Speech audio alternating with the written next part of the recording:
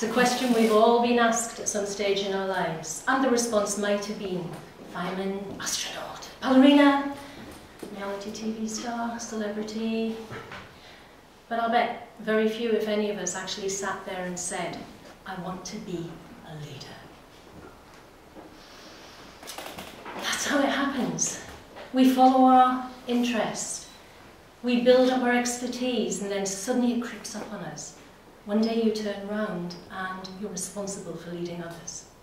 Been there? Now, some people may set their stall out from a very, very early age, but typically we drift in to those leadership positions, or we're promoted into them. And what happens then? You get sent on the leadership development course. That's where the problems really begin. Let me give you some numbers. $50 billion. That was the global spend on leadership development alone last year. 80,100,000. That's the number of results my laptop gave me this morning when I typed leadership development into a well-known search engine. 2,340,000. Apparently that's the number of YouTube videos it thinks has got leadership development in the title too. 183,500. The number of books on Amazon.co.uk about leadership development. So many more if you go on Amazon.com. And you know what? 2,000 of those were published in the last 30 days. So what does that tell us? People are writing a lot of books. The leadership development industry is alive and kicking. Let's turn it round. Let's think of other figures now. A recent Fortune survey, 7% of the CEOs surveyed said that they felt their companies had developed effective global leaders. Only 7%. So what was happening in the other 93%? In the same survey, 10% of the CEOs said that the leadership they had invested in, the leadership development they had spent their money on, had had a discernible business impact. So what on earth went wrong in the other 90% of cases? And if you go back over 3 to 5 years, respected organisations like Deloitte, PricewaterhouseCoopers, McKinsey's, they're giving us the same messages and painting the same picture. They're telling us that there's huge investment going into leadership development, but companies are still saying that having the effective leaders they need is one of their top 3 challenges. Now, there's a pattern here. I don't expect you to remember those numbers. But if we think that we have an input, and we'll call it leadership development, and we have an output, which should surely be more effective leaders, there's a disconnect. We've got a gap.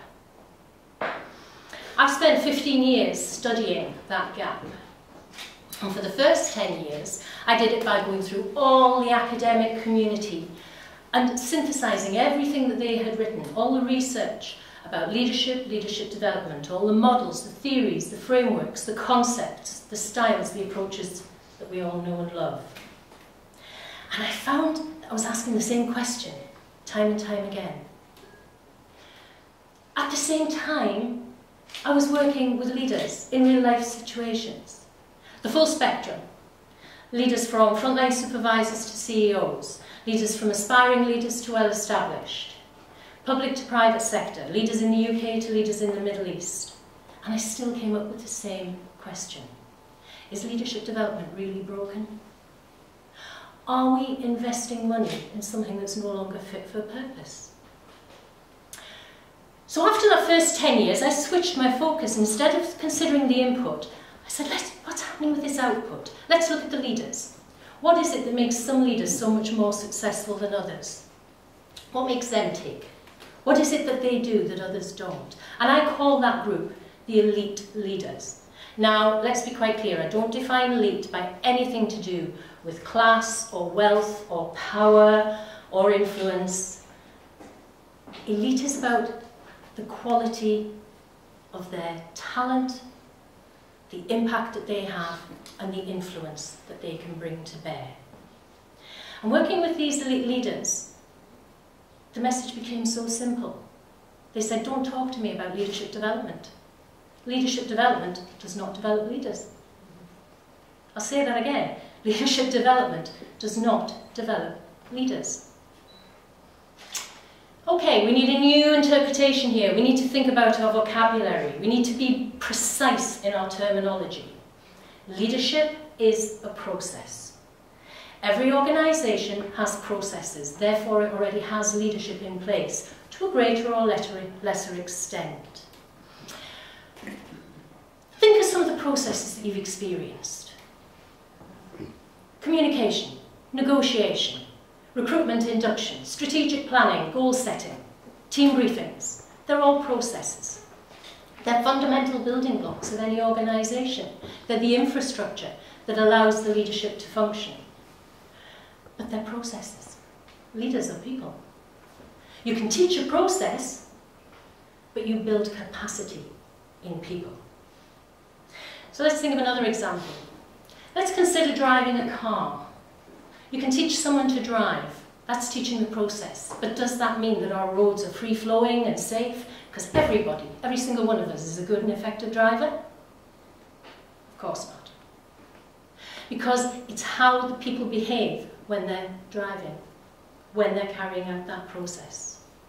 For somebody to be a good and effective driver, they need to be able to see themselves as a driver.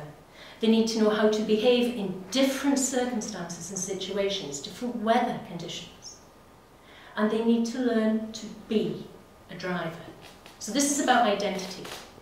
They need to see it, they need to know how to behave, and they need to be it. Same is true of leadership. Think of all the leadership processes we've just talked about there. For anybody to be effective as a leader, they need to see themselves as a leader in the first instance. They need to understand how to behave as a leader in different situations and circumstances before they can even think about being a leader. So this made me stop and think. We need a totally different approach, a totally different regime. Think of it as a fitness regime to develop leaders, to develop the capacity for people to be leaders. And as with any regime, there are rules. And the first rule is, it's got to hurt. It's got to be part of your routine. It's got to be built into your day-to-day practice. You must have a very, very clear baseline, your starting point, which means you've got to be prepared to measure yourself and know where you're starting. You've got to know exactly what you're trying to achieve. So you've got to have that picture, that representation of what a leader is and how a leader behaves. You've then got to pick the right exercises, the right strategies and techniques to make those small incremental steps on your journey and improvement. It means you're going to have to challenge your mindset. It means you're going to have to change your habits. You're going to have to maybe unlearn some of your behaviour and learn some new patterns of behaviour. It's going to hurt. You're going to have to work through the pain, and it's not going to happen overnight. Because although we can teach someone a process, we have to build capacity in the people. So what does this fitness campaign look like? Well, I advocate that you've got 3 sets of muscles. Your first set of muscles are called your challenge muscles. And those muscles are there very specifically to create the identity, to establish that understanding of how a leader should behave. Not how your job title or your authority or your status or what somebody suggests you should behave looks like, but how a leader should genuinely behave. And that's the starting point. Your challenge muscles, they are worked through self-reflection. So this is about having a clear internal representation. This is my identity as a leader. Knowing how to behave in different situations. Having the personal power and motivation to be able to constantly check yourself and realise that nobody else is going to do it for you. To have the belief in yourself that you are a leader. And what that then does is it puts you in a situation where you raise your self-awareness. And by raising your self-awareness, you can start to look externally and ask, how do other people perceive me? Once you know that, you can start to anticipate how they might respond. And once you know that, you'll have a much clearer idea of the impact you're going to have. So your first set of muscles are your challenge muscles. Challenge is about being self-aware. Your second set of muscles are your choice muscles. Because there's no point having this clear identity and knowing how you might want to behave if you haven't got the capacity to do that. So this is the real heavy lifting. This is where you have to put in the hard work. This is where you are constantly changing and developing your behaviour, learning new techniques, learning new strategies, broadening that repertoire of behaviour that is available to you. Your choice muscles are there to develop flexibility in your behaviour. You work them through self-regulation by making conscious decisions of how you're going to behave and how you are going to continue to learn.